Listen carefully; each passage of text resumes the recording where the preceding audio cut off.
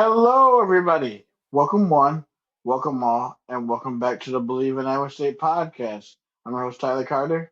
And I'm your host, Cody Van Sealum. Cody, um, do you want to know what I think of K State? Go ahead.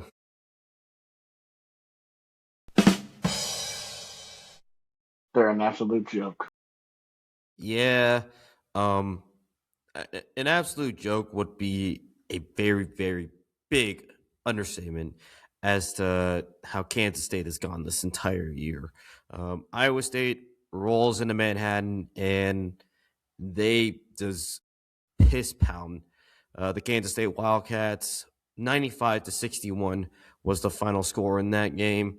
But I mean, yeah, the scoreboard says it all. The final score says it, and I mean, in a what we call an ass whooping is basically what this was. Like, what do you even take away? Because it was just so dominant from start to finish.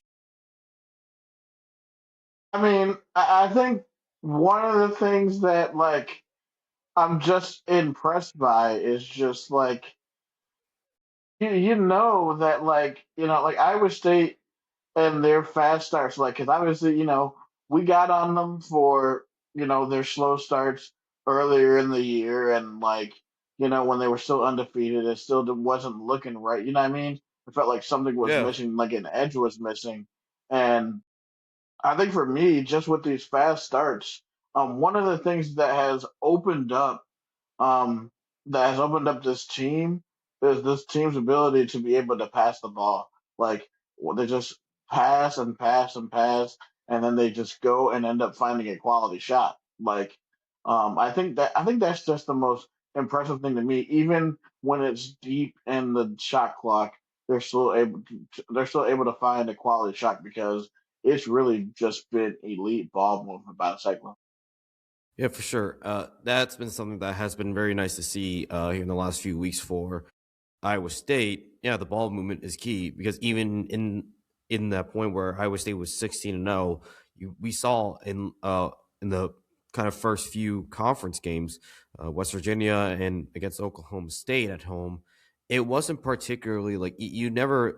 It just wasn't particularly there to start. Like Iowa State got behind in there. I mean, there was a point where they were constantly like behind at the 10-minute mark of the first half, and that just showed you the struggles that Iowa State had in getting out in the first half, and it reared its ugly head really badly when you go to Allen Fieldhouse, you go to Kansas, and unranked Kansas at the time, and they beat you by 20, and then you have that loss to Cincinnati where Cincinnati just out physicaled you, and in that 2 game stretch, that clearly, I think in a way that woke up Iowa State because ever since then they've done a much better job at getting out to fast starts, and they've outscored their last like 4 opponents.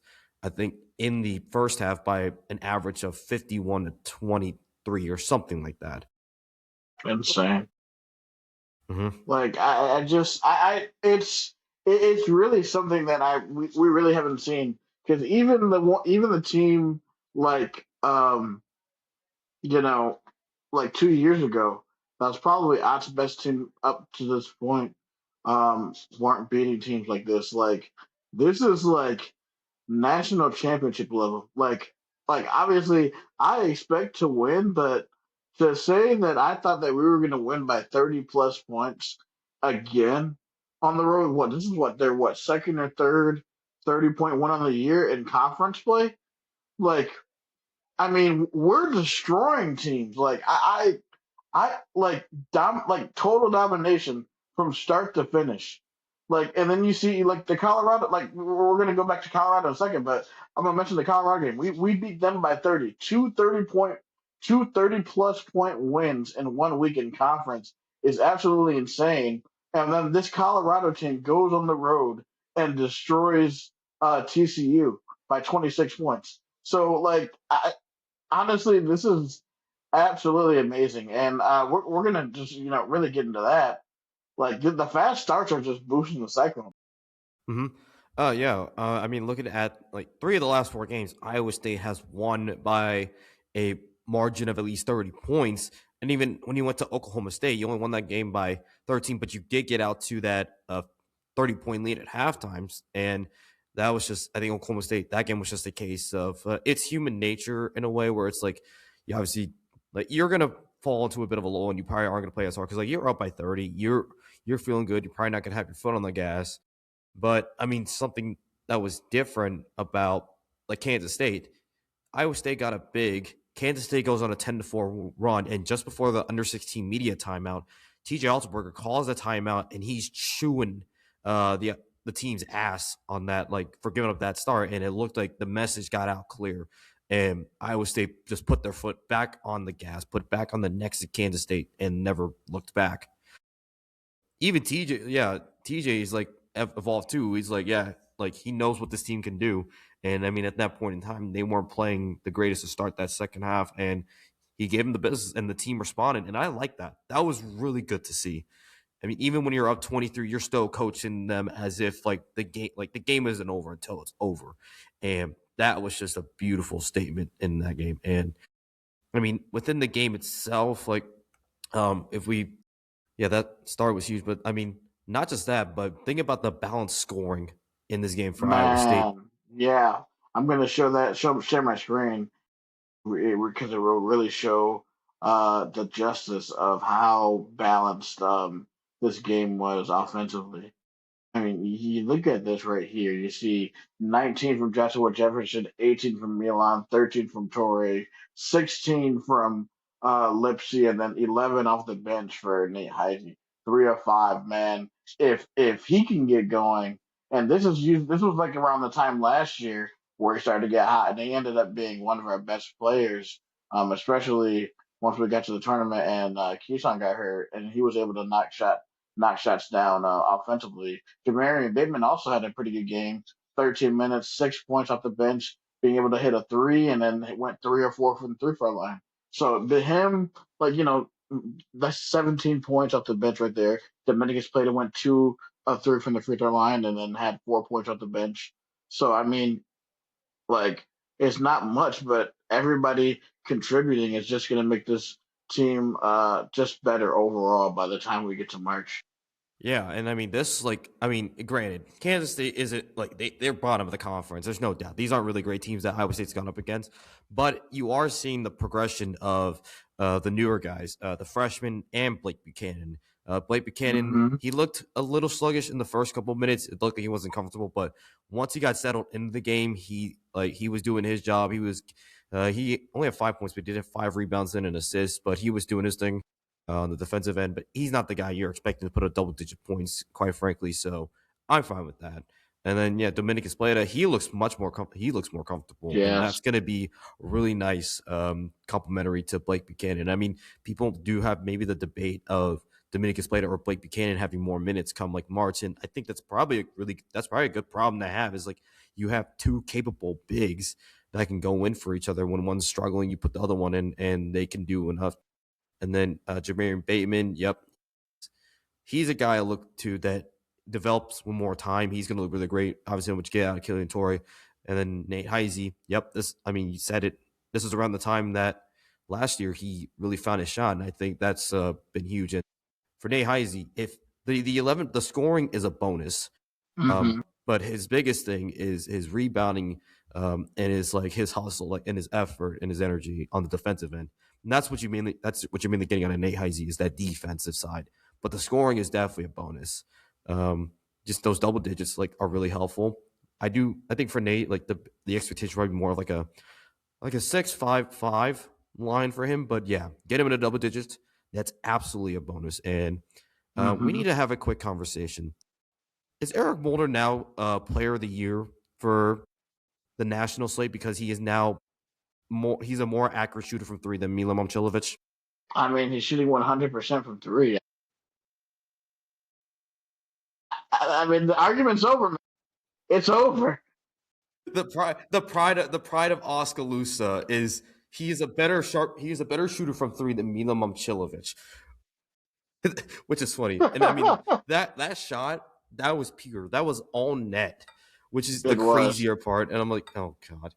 Imagine if he hits like two or two threes, like 2 or 3 threes a game, I'd be like, oh dear God, you got a big shooting threes now, and you add like to Milan, who hit. Obviously, we need to like have a discussion with him like in a little bit. Joshua Jefferson can hit up a couple threes. Taman can hit a three, or and even Killing Torrin, Jameer Bateman, and they add Nate Heisey. Dear God, this is.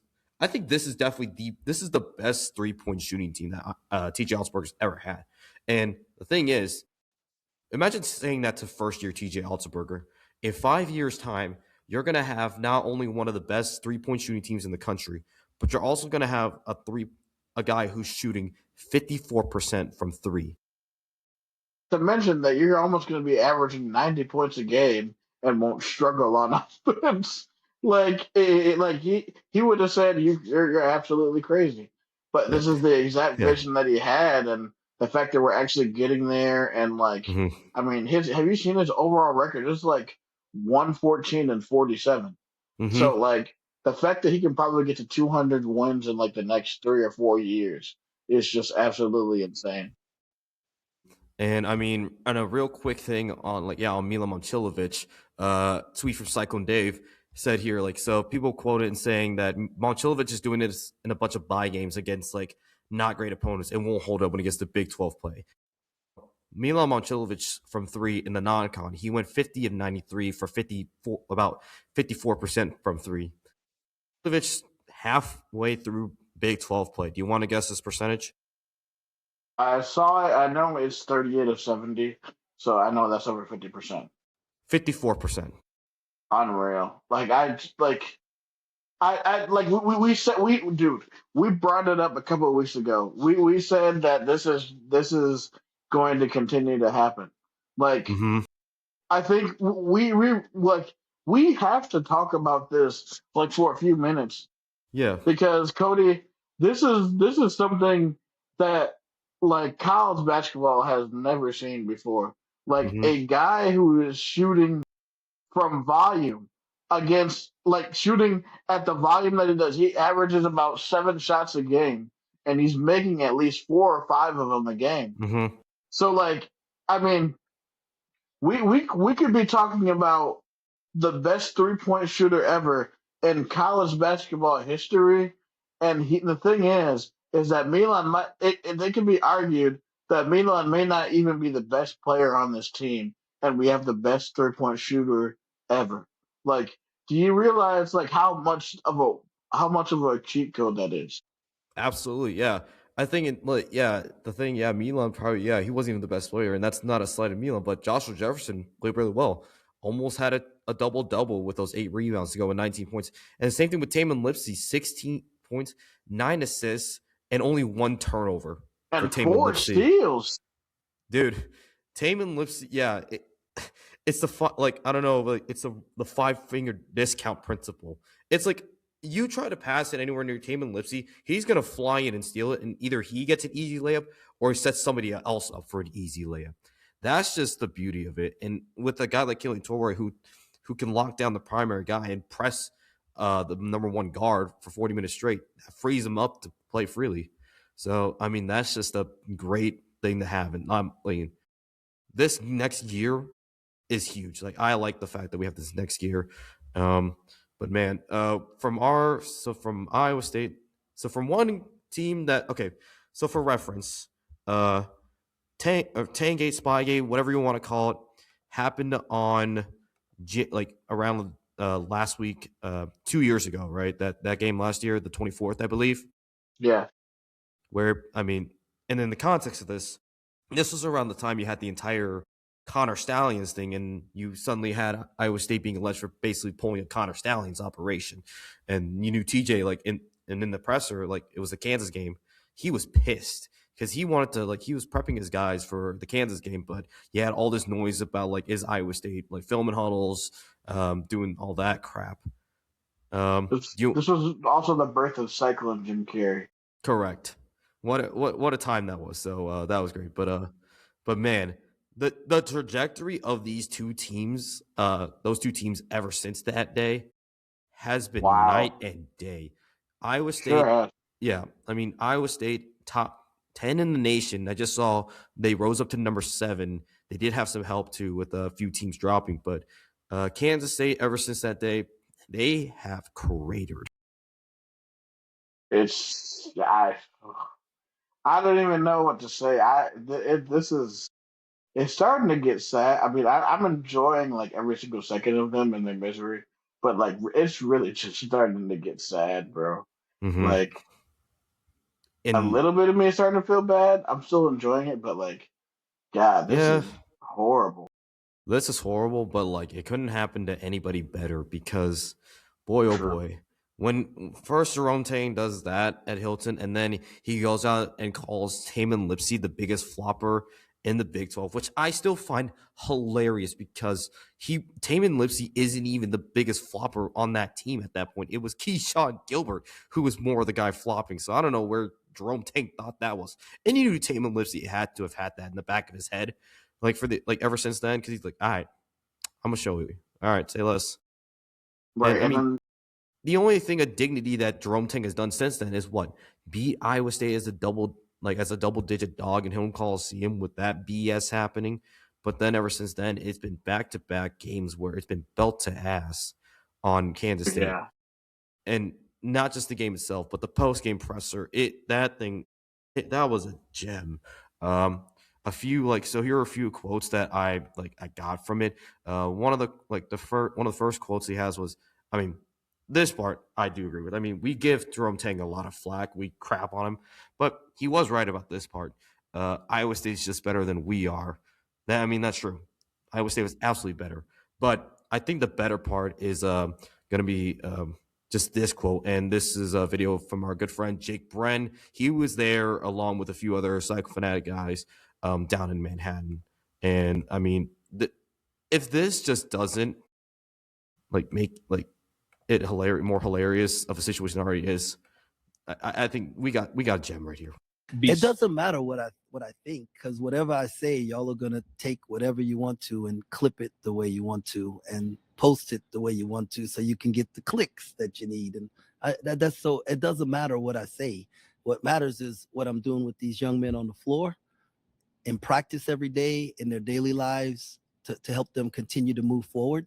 And then because this is the crew that I brought in, right? And this is the crew I wanted to roll with, right? And if we're not good enough at the end of the season, right, then we will figure the thing out for the next thing. But no, I don't feel like I need to give an explanation to our fans right now. I want them to know that I'm working really hard and I'm not proud. I'm not happy with the results, but I am proud of the young men that we brought in. It doesn't matter what I don't know what else to say. That first line there, just that is gold. It's just he basically is like so the insinuation of that basically is like he's not going to give an explanation because it's like no matter what, like us and many other people are going to clip it. But I'm like, come on, like it's the gift that keeps on giving. Oh, it sure is. I mean, and then just the fact that you say that, like, in one of the eras to where now that, like, in this era, you gotta be transparent with your fan base, especially when you expect your fan base to keep giving and giving and giving Mm-hmm. when the fans are really the losers in this era of college sports. You got to be transparent with your fan base. So that's just absolute baloney by Yeah, him, and and that sense. yeah, and the thing is, like, we talk about like that. Yeah, you mentioned like you're like asking the fans to pay for more. Kansas State has a way bigger NIL budget for basketball than Iowa State does. 8 million compared to our 5 million. And yeah, and even like and then shout out to UCF. I remember hearing they only have a $3 million budget for basketball. And look at what Johnny Dawkins has done with that. Yeah, I UC can't wait to talk about mid them in their Big yeah, 12 segment. But yeah, yeah, but with the job what he's doing, man. yeah, but what an like and and the immediate answer to a lot of people would be like on the outside would be like, yeah, fire Jerome Tang. But the problem is his buyout is $18 million. And I heard like after like April 30th or whatever, it's only going to drop to 15. Would let me ask you this, Cody.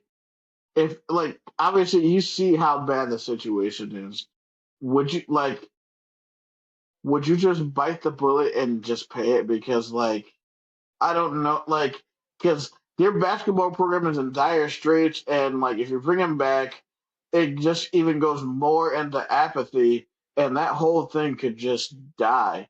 And Kansas State is a historical basketball program as well as a football program, making it to the elite eight. What 3 years ago? Yeah, Like, that Jerome Tang's first year.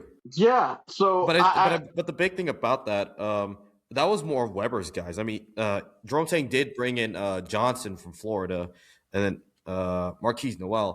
That yeah, but he basically inherited Chris Webber's guys. I mean, but you also have to look at what TJ inherited. Obviously, you had the very true. disastrous Yeah. 2022 year. You had a very let's say that roster was not meant to work out at all. Like 99% of coaches would not have been able to take that team to where TJ took it. The Sweet 16. That's the biggest thing. And that's what great coaching does. And it's clear that yeah, just this situation is ridiculous. But I don't know, be like, do you really want to bite the bullet and give him $18 million to walk when you could Good probably point. put Yeah. that towards Colin Klein in football? Because there is more hope and optimism with football now you have a refreshing face in Colin Klein. Right, especially where they've won 3 Big 12 titles in football. So, and you know what? This is a bigger issue too in basketball. We gotta these institutions need to stop bending over for these coaches that barely do anything and get these crazy buyouts. The Kurt Signetti contract, that's a different story because he won them a national championship and had the greatest turnaround in college sports. I would say within 2 years. The Matt Rule, that's another example. That thing didn't make sense for Nebraska. I don't know why you extended him that much, but this is something we got to fix. We got to stop giving these coaches these buyouts. I hate it. That's the thing I hate is the fact that coaches have so much leverage. And then it was something about replacement value. I was listening to Williams and Bloom. They mentioned it about replacing coaches in the NBA. You don't have to worry about those buyouts because you can find a guy that does similar. right. In the NBA, but college is very different. So, but yeah, these buyouts need to. It's ridiculous, how much a coach can get for buyout for doing the one thing, and it's so. Yeah, this world of college basketball is just absolutely crazy. But yeah, just it's something to look out for, and something that we'll probably be looking at once college basketball season is over. Looking at the Tang ticker Mm-hmm. probably, and seeing how that saga continues down in Manhattan. But enough of that. We're gonna take. Oh, and before that, let's talk about the women. The women's team has gotten back on track. They had got a huge win on Saturday, right? Correct? Yep. So the Iowa State, so Iowa State women's basketball won 65-52 against Mid Florida. This was a very I was more stressed in this game, not because of Iowa. This game never felt like Iowa State was going to pull away. They kept Central Florida at an arm's length, but they never were able to pull away until late. But one thing I was more stressed about was Audie Crooks because her not getting double digit points because for most of the game, Central Florida did a really good job at limiting Audie Crooks and not letting the ball get into her hands. And I mean, that's a credit to the coaching, but obviously Central Florida had the length and the ability to stop those passes from getting in. And it kind of reminded me of when Audie Crooks matched up against Cameron Brink in the NCAA tournament when Audie was a freshman. So that's what that reminded me of.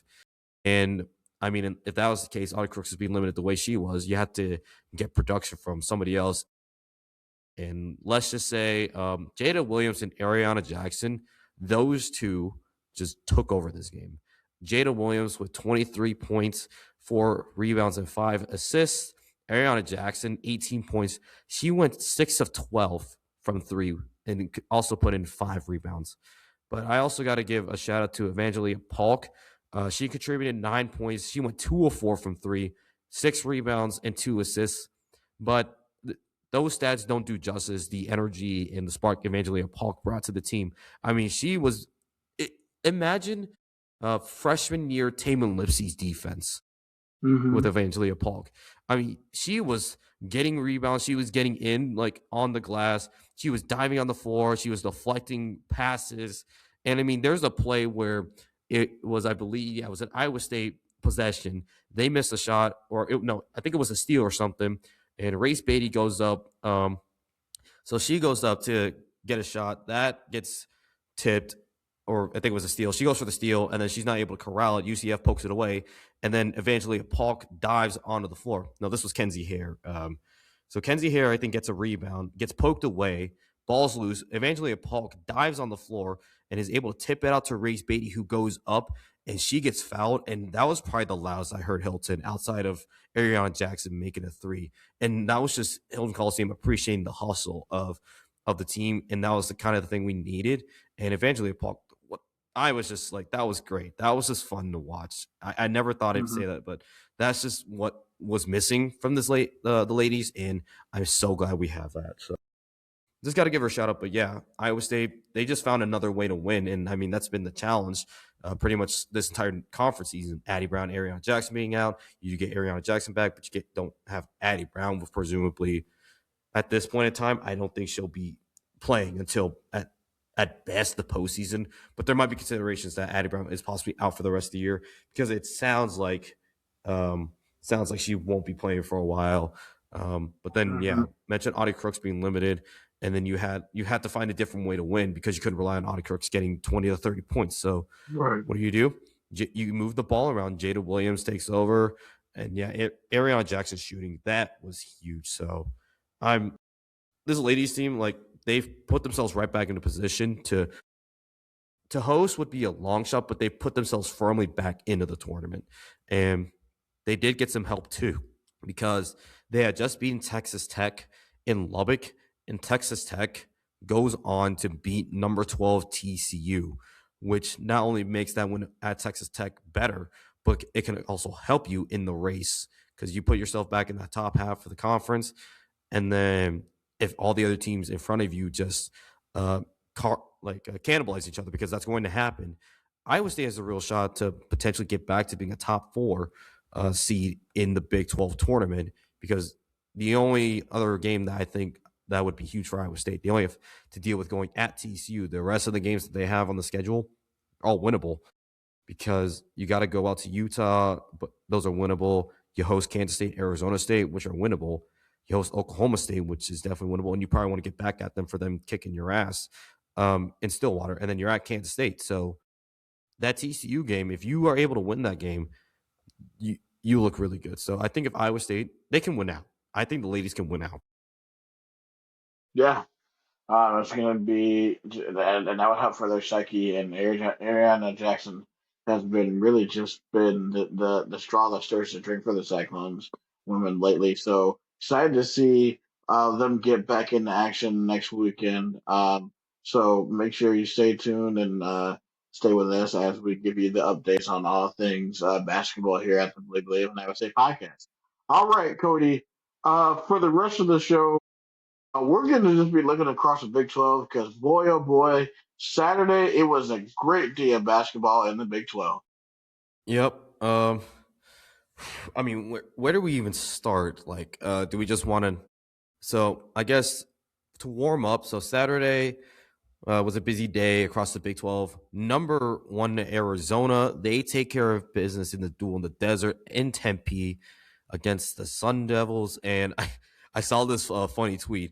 Cam Scatterboot is 0-2 attending the Territorial Cup. Maybe he should focus on just going back to the Giants. Or, I mean, or his Twitch streams. I don't know what's going to happen first, but yeah.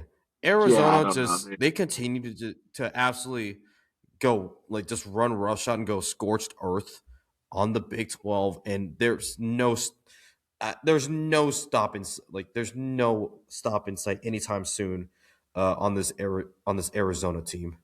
I mean, look at 5 guys in double-digit points. Koa Pete leads the way with 21 points, shooting 2 of 2 from 3. You also have Braden Burries contribute 17 points, Krivos with 15, Karchenkov with 12, and Jaden Bradley with 10. So overall, it was a full team effort for Arizona. Yes, and Toby Waka came off the bench with 7.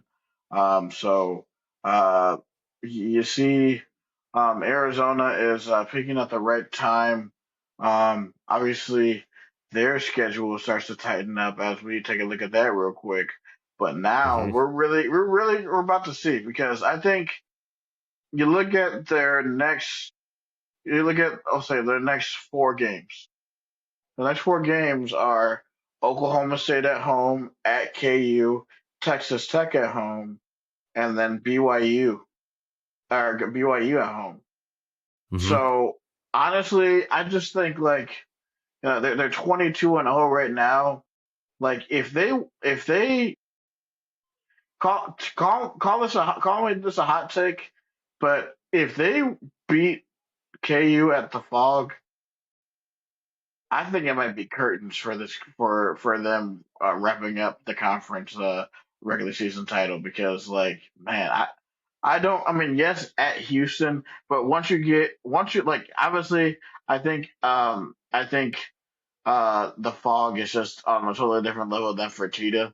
But if you win at the Hmm. Fog, like they might win out for the rest of the season. And Like yeah, in and I mean, the thing is, they already won at the Marriott Center, and that's another place where it's I'm difficult to so- win. I mean, Grant, yeah, they got out to such a big lead, but BYU did manage to crawl back in this game, and that's a pattern I want to talk Mhm. about when we get to BYU. But yeah, they were able to hold off BYU to get a big win at the Marriott Center, which is notoriously difficult to win at. One of the best atmospheres in college ball, and I'm kind of glad they are in the Big 12, because I mean, this is a fun, like this is such a fun league, and when you have all these teams really good, it's nice. But yeah, that 4 game stretch having all ranked teams, that's gonna really test Arizona and see like, yeah, that win, if they do win at Fog Allen, yeah, I would say that is probably curtains. Because I think that's the one game where Arizona could slip up. Agree. That's the game where I'm picking them to slip up, because I think obviously they have a 2 game lead on Iowa State right now, and a game and a I half lead mean, on Houston. yeah. And then I mean, looking at that, that looks like another big Monday. So how about that? Mm, Oh, dude. man, Man, I'm definitely staying up for that. I'm probably just gonna sit somewhere on like imagine that. I could just sit on campus and watch like all this basketball. That's a beautiful thing. it is. It's a beautiful thing, man. It's just like Like this this conference. in this I time of the swear, year in general, like you're in the midst of conference play. There's so much beautiful basketball, and I'm here for it. there is. And then we But also have to look at the national slate for this upcoming Saturday, because man, this is going to be a great weekend of basketball again. yeah, Man, to to continue talking about the Big 12, I'm looking at here. It looks so. Pull that up. Yeah, Cincinnati and Houston. Houston wins that game by 22. This thing, it never felt, it never was like we not knew at all. Cincinnati competed against Houston when it was in Cincinnati, but at Houston, that was just a different game. And Milos Uzan led the way with 16 points. JoJo Tugler with 6 rebounds, and Kingston Flemings. I mean, Kingston Flemings. I mean, this was a quiet day for him, but you had the step up from Emmanuel Shar, Chris Senick Jr., and Isaiah Harwell. So even when Kingston Flemings wasn't playing his best game, Houston still wins convincingly. And I mean, that's what you got to do when you have a team that you're clearly outmatched. That you're outmatched against, you just got to beat the tar out of them. And I say that because I know somebody's gonna say, "Well, I wish they lost to Cincinnati." Yeah, I know. I'm aware. I'm still salty about that a little bit, but I mean, yeah, Houston took care of business, and it's clear that the Jizzle James experiment at Cincinnati has not. Not at all, man. And Wes Miller will be gone at the end of this year. It's not a matter of if; it's just a matter of when he Yeah, gets fired. I think his buy like he has a. I think maybe it was a lower buyout, but I think it lowers after April 1st. I don't recall exactly what his buyout is, but yeah. He's another one of those like coaches that has like those buyouts. But man, what has like generally like this is a genuine thing. What has Wes Miller done at Cincinnati? Like Cincinnati, we know him as a historically like solid. Like they have some history with basketball, and it's clear it just hasn't. gone that way with Wes Miller. Like, what has he done? Missed a tournament, I I believe, mean, all 5 years yeah, at Cincinnati. yeah. I mean, it's sort of been like just a rough go for them because like they were doing well in like the American, and then like near the tail end of them being in the American as well as being um and the Big 12. They didn't really adjust over well to the Big 12. And looking back to when we added them, I'm like, oh, Cincinnati is going to be a great ad basketball wise because they were a pretty good basketball brand and Conference USA. I remember that Mm-hmm. Final Four run they made in 2005 when they played Illinois in the Final Four with Bob Huggins when Bob Huggins was there. Oh Well, it's yeah. not like and Mick Cronin also coached there too. Hmm. Like I mean, it's like so. Yeah, they're a storied basketball program. It's just like and a storied football program. Had a lot of pros in there going into the NFL, and K Mart was Kenyon Martin also Yeah. to Cincinnati. Sean Patrick. There's a lot of good players that have come through that program. It's just that that's another bad coaching hire for the athletic department. So it's going to be interesting to see where they go from here and see who they hire in this upcoming or in the offseason. Mm-hmm. Yep. So, I mean, he's there's a good amount of coaches that are on like that their seats are warming, like they're warming up fast in this Yeah, conference. definitely. One guy that we know for sure seat isn't warming up, Johnny Dawkins. Johnny Dawkins and his mid Florida Knights, they get another win at home against a ranked team as they took down number 11 Texas Tech 88-80. This game, I looked at it, it's like they've not only like because I mean if you saw the signs of what they did against Arizona, I was like, okay, they got a puncher's chance against these ranked like Texas Tech, and what a day for them. Them is Folks, 21 points, 7 assists. John Bull, 14 points, 10 rebounds. Jordan Burke, 17 points. Jermichael Stillwell, 10 points and 10 rebounds. And I was talking in a Twitter space. I think I was talking with Cole. He said the biggest thing about like the biggest key to this game, this upset happening, was the play of John Bull. He stayed out of foul Yes. trouble and he did his job and he performed well in this game. Got 8 defensive rebounds, 6 of 8 from the floor, 2 of 3 from the line. I mean, you had the perfect that was the key for Mid Florida to win this game against Texas Tech, and they did exactly that. I think another key that we're gonna go look at, I think it will tell in the team stats, is man, Florida or Middle Florida killed them in points in the paint.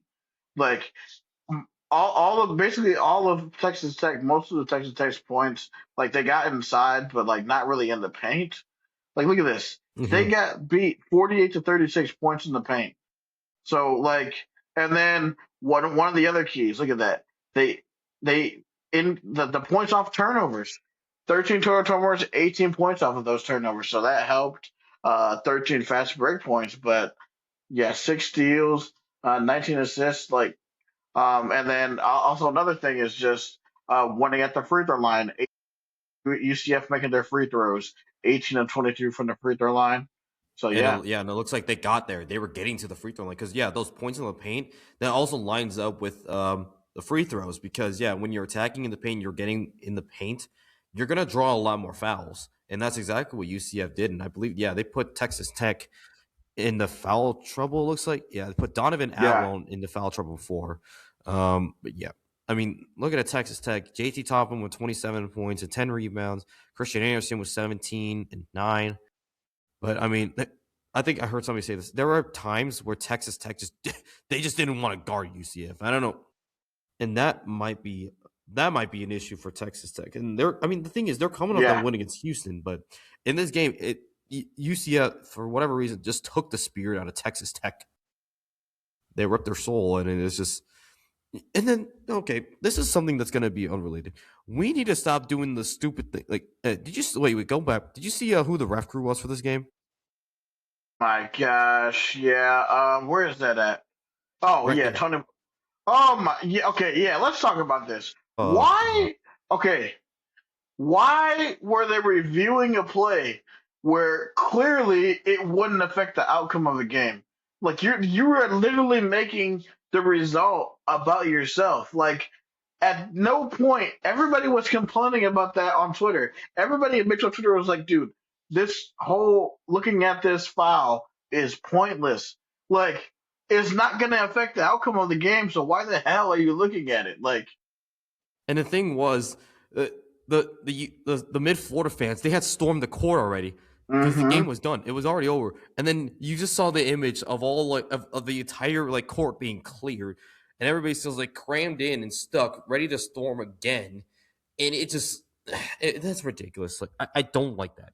I hate that so much when when the game is already in hand and the official calls that just for the sake of review. I mean, at that point, just don't. What are we Here, doing? I got the video right here so we can check it out real quick. Okay.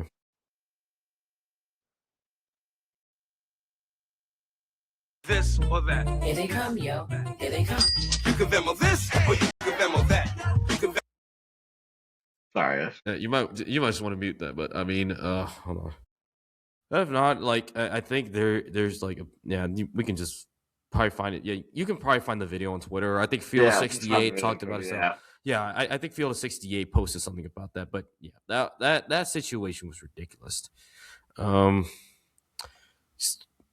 mean, looking at UCF, they are they are one game back of Iowa State, and they are right there in the thick of it for the top 4.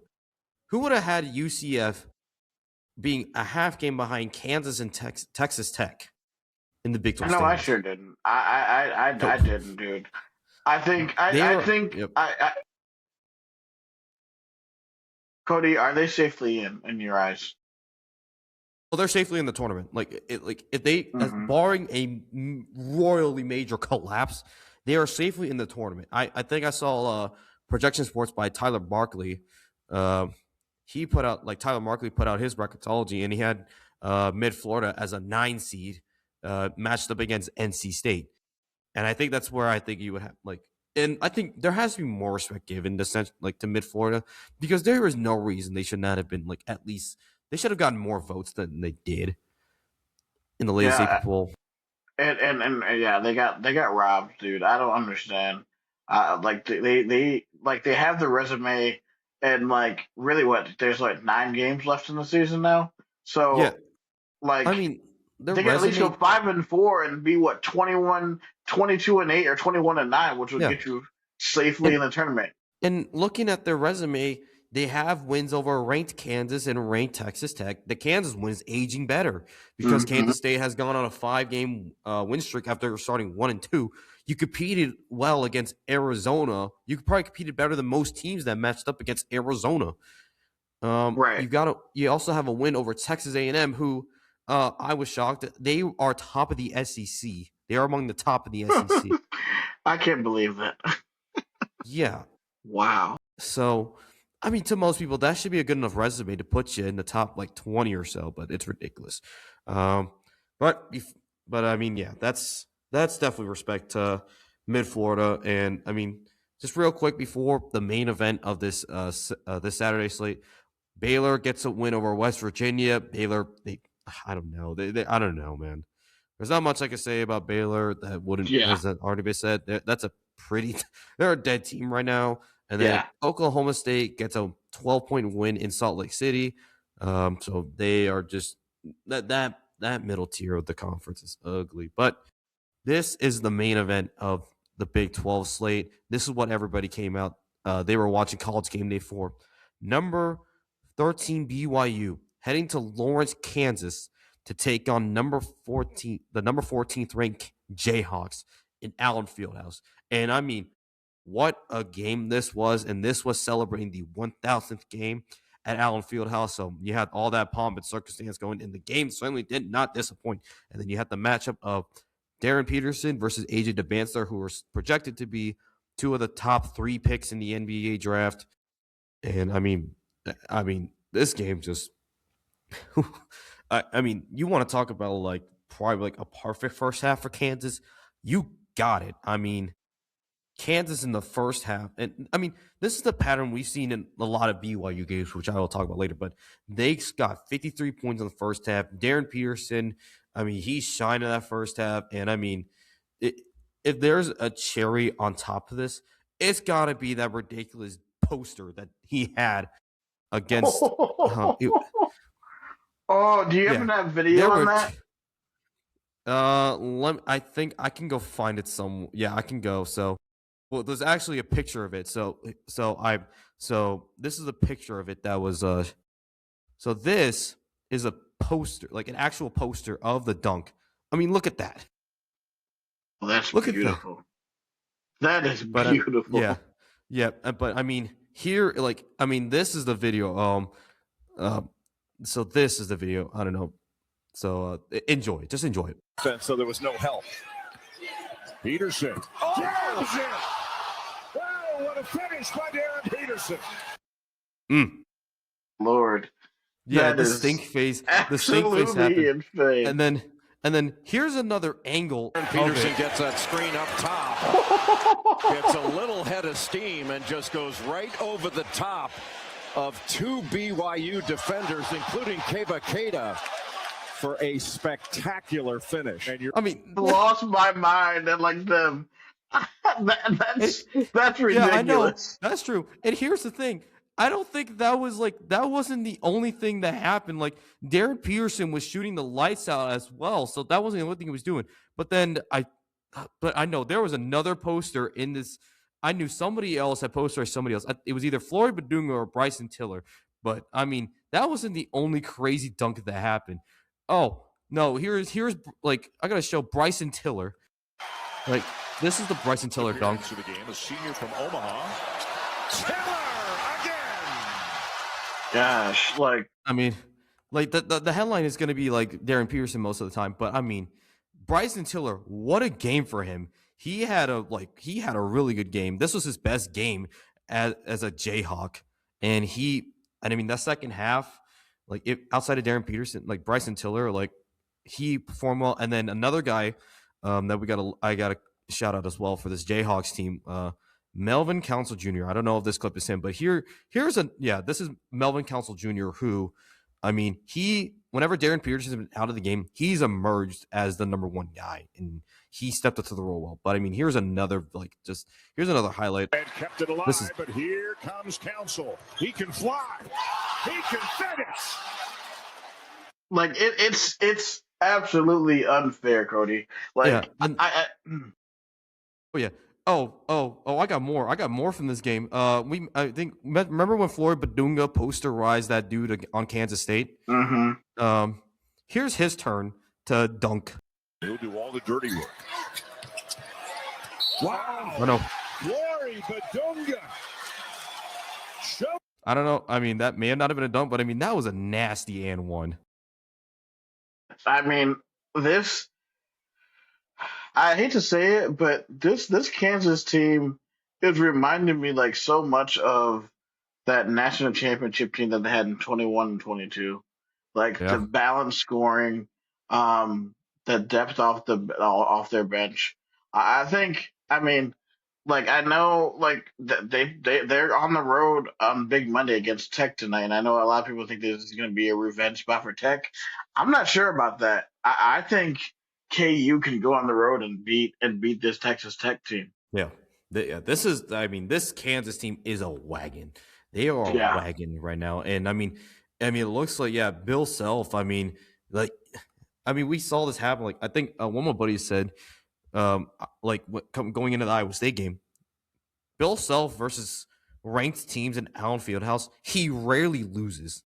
And this was another example of it. And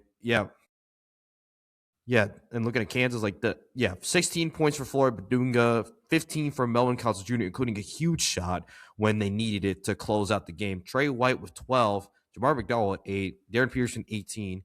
He didn't only play 20 minutes though, and that's been a story that has transpired basically this entire year. I mean, what are your let's talk about that real quick. I think that I mean, yes, like, it's starting to look like a possible issue like they do have like depth and everybody else has been stepping up, but like obviously it looks like now it's just looking for him looking towards the next level.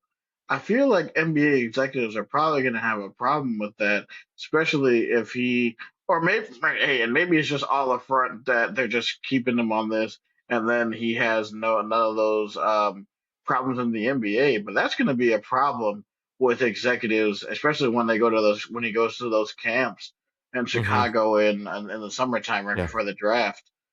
So that's going to be something to really monitor, and maybe we'll see what happens once we get to the tournament. Yeah, and I remember I think this was a conversation. Jeff Goodman from the Field 68 interviewed Bill Self, and I think he talked about like this too. And I think Bill Self said it was more of a conditioning thing. So I Hmm. mean, take that for what you will. So I'm going to have to listen to that a little more. But yeah, this is a perpetuating situation. But I mean, for the purposes of this, like if between Darren Pierce and AJ DeBansta, who do you think had the better showing that day? I think Darren Peterson had a much more efficient game than Devonta. Like Yeah, obviously you had um uh you had Richie DeBansta. Saunders with 33 Yeah. points, but Mhm. Devonta like they were leaning on him to like try to be the guy. Obviously he went 6 for 12. He had a decent game, 17 points, but like it seems like they were just trying to get out of that hole. And obviously Mhm. they almost did, but Kansas pulled away at the end. Yeah. But And that's that's another another. thing.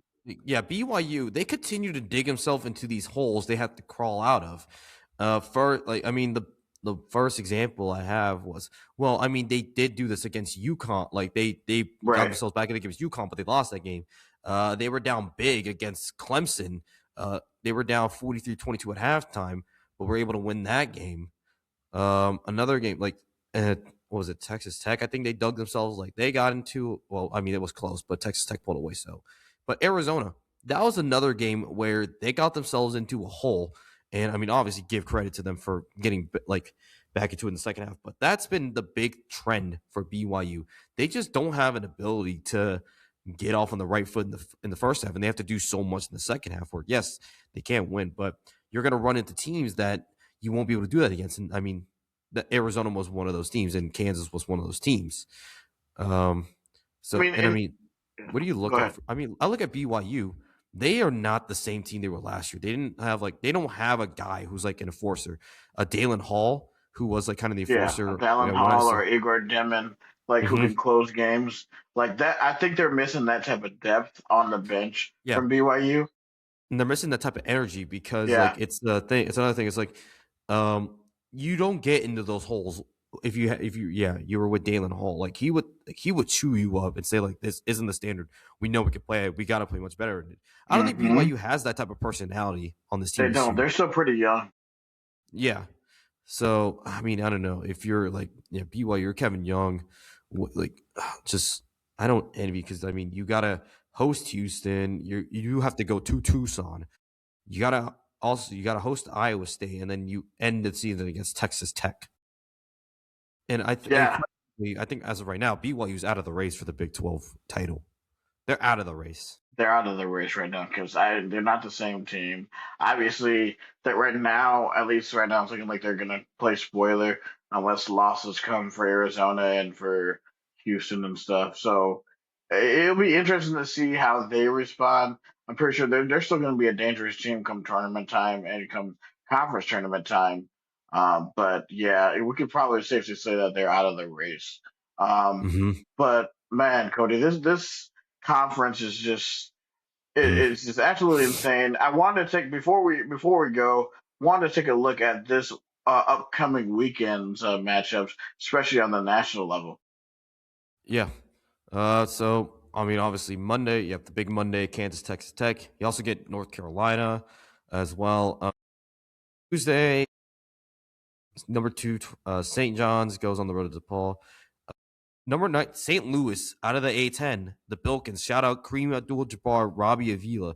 The Bilkins are 21-1 on the year. They look to be the mid-major. Like they're the best mid-major. I think they're a better mid-major than Miami of Ohio because I mean, and then I like St. Louis better A10 than is a Miami better of Ohio. conference The than the MAC. MAC. Yeah. It, Yeah, but I mean, looking this weekend on Friday, number 3 UConn travels to Madison Square Garden to take on number 22 St. John's. I think that's going to be huge to determine, can St. John's put a loss on the UConn and get into the race for the Big East? Because I mean, if there's any team that can put a stop to UConn, I think it can be St. John's. Yeah. And then like yeah, let's look at this in the Valley. Your Drake Bulldogs go on the road to Normal, Illinois, and play ISU. Yeah, Illinois State. I mean, it's right. I mean, it's been an up and down year, but feeling fine. Northern Iowa has to take on Bradley, and Bradley. Oh God, I hate talking about this. I just saw that like Bradley. They have a player that's in the 2 games against the Drake Bulldogs. I think he went 15 to 17 from 3, and in Good this last lord. game, he went 9 of 10 from 3. Oh no. Yeah, that was Oh boy. painful. Wasn't Yes. that game this past Saturday? Yeah, it was this Oh past boy. weekend, so that I'm hurt. sorry. Yeah, but I mean the Valley right now, I think Belmont. I think it's probably a good thing too because Drake's not going to get pummeled in the transfer portal and basically be a feeder system to Iowa, because yeah, that's what happens when you're a really good mid major. You're going to get pillaged, guaranteed. Yep. Oh, for sure. It's a guarantee. All right, we are gonna take a look at Saturday. Nebraska ball goes on the road and plays at Rutgers at 11 a.m. We have Arkansas going on the road to Mississippi State. Louisville goes on the road to Wake Forest. Like Wake Forest has been pretty pesky this year. A pretty good Big Ten matchup at 11 a.m. on Fox. Wisconsin, who has been pretty good, goes on the road to Assembly Hall and plays Indiana. Villanova, looking to stay within the Big East race, goes on the road to DC and plays Georgetown. Number 12 Purdue hosts Oregon at Mecca Arena. Let's see some other notable matchups. Obviously, Baylor, Iowa State at 1 on ESPN. Let's see what else we got. Saturday really sort of it's just more I like a little I think more lackluster matchups, but Yeah, I think the big matchup for this is going to be Duke, North Carolina. That's going to yeah, be the that's big what match headlines because this weekend. college game day Yeah, is going there. Um, I mean, I was talking to a UNC fan. He thinks that North Carolina is going to get blown out. They're going to get the doors blown out by Duke, but who knows? Maybe North Carolina can put it together. We'll have to see. We have a top 10 matchup in the Big Ten. Number 5 Illinois heads to Breslin to take on number 10 Michigan State, oh, and at then 7, that's gonna be a great game. on Fox. And then the Big 12 after dark game, number 8 Houston heads to number 16 BYU. So, and word on the street is I think there's a watch party down in Bondurant. I know Chris Williams and Brett Bloom are hosting one of those. So I don't know. Maybe I'll consider heading down to Bondurant. We'll have to see. That wouldn't be You too bad. should Yeah, represent the show for us. for sure. And then real quick, I know we talked about this. Baylor heads to Hilton Coliseum, take on your Iowa State Cyclones. And that's the whiteout game. And I said this to a friend: Iowa State having a whiteout in that game, that's going to be the canvas for the absolute bloodbath and or massacre that's going to happen to Baylor. Dear God. Yeah, I'd say expect another 25 to 30 point win. I just, Yes, pretty I much. see it happening. I Milan's gonna can't wait. hit like 5 threes. I can't wait to see what the betting lines are for that game because, dear God, They're gonna be ridiculous. I expect it to at least be a 16 or 17 point line, but Yeah. I mean, and then real quick on CBS, number 12 Purdue hosts Oregon. Purdue, oh boy, Purdue, man, they got the win over Maryland, but I mean they had a bit of a skid. They lost at UCLA by 2. They lost to number 11 Illinois and Mackey, and then lost that game at Indiana. So they're slipping a little bit in the Big 12 or the Big 10, excuse me. But they did get the win over Maryland. And maybe this Oregon game will be a pick-me-up before they have to go on the road to take on number 9 Nebraska on the 10th. And speaking of Nebraska, they've lost. They started the season 20-0. They've lost 2 straight in the Big 10. They lost against Illinois at home, and then they lost at Michigan. And so I think that helped Iowa State a little bit because we were able to jump them. And I don't know, some people are saying to hit the pan. Like, I don't think it's time to hit the panic button for Nebraska because, I mean, they played that Michigan game better than they did against Illinois. But I think Nebraska will be okay because I mean, look at their schedule. You host Purdue and then you are at Carver Hawkeye Arena on the 17th, and then you end the year hosting Iowa. Outside of that, I think this is a very manageable schedule for Nebraska. But those two losses, I think they do help Iowa State in a way because that's allowed Iowa State to jump them in the seed line. And then, yeah. And then I mentioned Tyler Markley, Projection Sports. As Iowa State as a 2 seed, we would be in the region with Michigan in the Midwest. And this is something interesting. We would hypothetically be matched up against either Texas A&M or Indiana in the second round of that region. No, that would be interesting. And then Especially that matchup. Yeah, and then I saw CBS Sports. I got the notification. CBS Sports' latest bracketology projection has put Iowa State as a 1 seed in the South region. Honestly, if you really, really think about it, Jerry Palm is actually one of the most accurate bracket people in the sport. If usually Lenardi is usually very, very inaccurate, but Jerry Palm is usually pretty spot on. Especially with a lot of the Two Guys podcasts that I've listened to with Chris Williams and Chris Hassel. Chris and Chris. Chris and Chris. He's said Chris has said himself that he's one of the most accurate guys in the sport for predicting brackets. So we're definitely once we get to Selection Sunday, that's going to be something to definitely pay attention to. Yep. And then something else that I looked at, Iowa State has moved up to number 4 overall on KenPom. They are the number 6th ranked offense and the number 6th ranked defense. I also did see something related to Bart Tobick, also from Cyclone Dave. Iowa State since January 19th, so this would have been after the 2 losses to Kansas and Cincinnati. They are the number 1 team in the country. They have the number 4. They have the number 4 offense and the number 1 defense in the country since that 2-game skid. So that just showed. Yeah, so this, I guarantee you, I think after this Baylor, I think overall, I'm just excited to, obviously Baylor isn't exactly the best competition, but I'm just excited to watch this team because, dear God, that thing's going to be an ass kicking. And then once you get to after TCU, it's on. And I'm just excited for, this whole month of February leading into March. I'm just excited.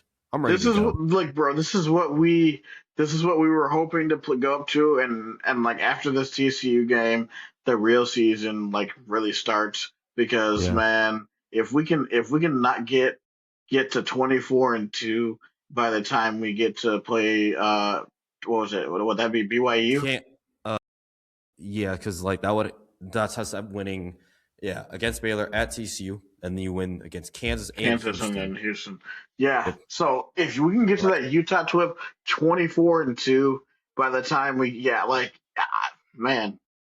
Then at that point, I'm not trying to trying to look at too far ahead, but then it's okay, now we can really start to look, and then that's when we're really gonna start looking and probably just start looking at different projections as we get closer to the tournament. But yeah, man, it is a great time to be an Iowa State fan. Another cool moment. Man, the football team showed up and showed out at Iowa Wild Hockey. Yep. And what's also funny, I think Matt Van Winkle mentioned this too on Two Guys earlier. So Penn State comes out, they had the video or whatever of Matt Campbell dropping the puck at the Penn State Oklahoma State hockey game, which was at Beaver Stadium, which that was really cool to watch. So that was a fun thing to watch. And then you also saw and then there's also a video of I think it was Ryan Clan and Taylor Mauser slamming beers. But I mean, literally, what was it? 5 minutes late, 5 minutes later, the football team, I think I have the video. I have it bookmarked. So this is just, this is just a case of dudes being dudes. Am I going to pass? Am I going to shoot? Am I going to pass? Conviction. Look at this. Knew what he was doing right away. You could see Olausen was unsure. Am I going to pass? Am I going to shoot? Am I going to pass? Dude, that is just dudes being dudes. And I'm like, you know what? Fire me up. I'm ready for this football season. And I think I saw amongst the football team, Austin Barrett and Greg Greenlee were there. So I'm like, And those are two linemen. I'm like, and then the dude who I don't know I'm not familiar with his face name yet, but the dude with the mullet and the beard, I'm like, yes. Is that Dylan Barrett? I think it might be Austin because Yeah, Austin Barrett. Yeah, yeah, yeah. yeah. Jackson Pence said that Austin Barrett and Drake Greenlee were among the guys there for the Jalen Raynor football was team. also there too. Yeah, and I So mean, what a game that was! Because the Iowa Wild managed to come back and win that game. I Bleav it was a penalty shootout. nice. All Mm-hmm. right, man. Yeah, and those make sure we have those dates coming up in March and April for those spring showcases. So if you are able to go out and support your football team.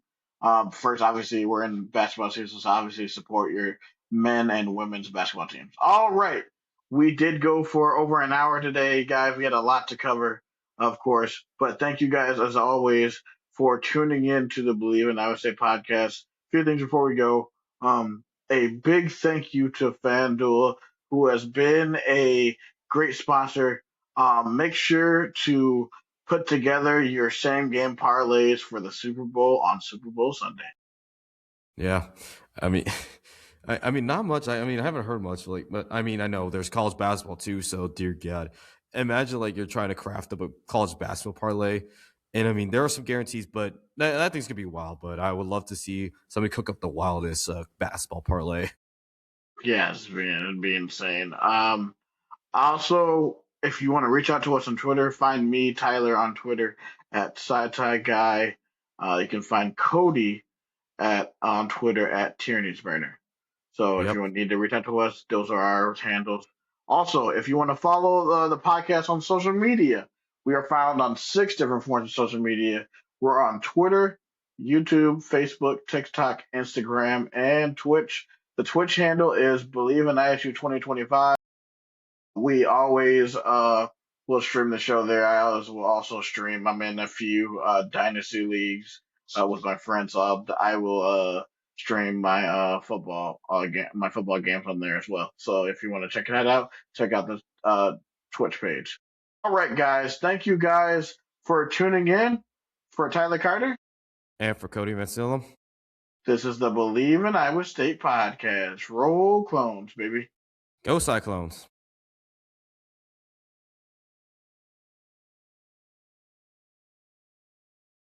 1 second.